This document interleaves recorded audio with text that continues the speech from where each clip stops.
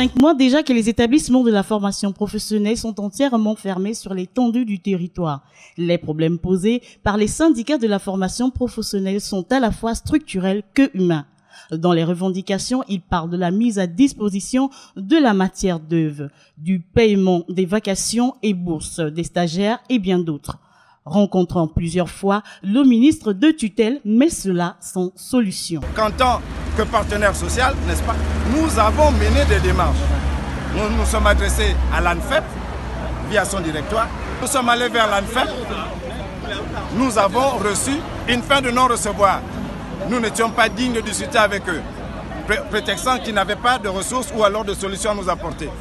Nous nous sommes adressés à la ministre de tutelle, à la ministre de l'Éducation nationale et de la formation professionnelle, qui nous a reçus par le truchement de son cabinet, puis personnellement. Qu'en est-il ressorti de ces échanges et de ces assises? Parce qu'il faut dire que nous nous sommes rencontrés au moins 5 fois. À 5 reprises, nous avons eu l'impression de revivre le mythe de Sisyphe. Véritable calvaire pour les jeunes stagiaires qui ne savent plus à quel sein se vouer au regard de tous les mots, notamment... Nous avons les problèmes de matière d'œuvre. C'est le premier problème. Nous avons un problème d'internat. Il n'y a pas d'internat. Notre internat est complètement fermé. Nous avons un problème d'eau potable. De notre école jusqu'à la sortie, ça fait environ 4 à 5 km. Nous sommes obligés de quitter là où nous sommes pour aller prendre de l'eau potable à la grande route.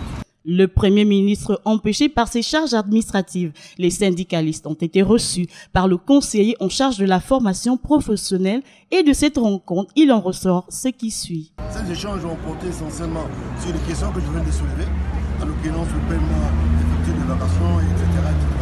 Et avec les membres du conseiller, nous sommes tombés d'accord à mettre en place un calendrier rapide pour que ces solutions soient apportées et pour que les formations reprennent dans le temps de formation. Madame Camélia Ndoutoum-Leclerc aurait-elle un penchant prééminent vers le pan de l'éducation nationale plutôt que sur le plan de la formation professionnelle? Ne serait-il pas mieux qu'un ministère dédié entièrement à la formation professionnelle revienne?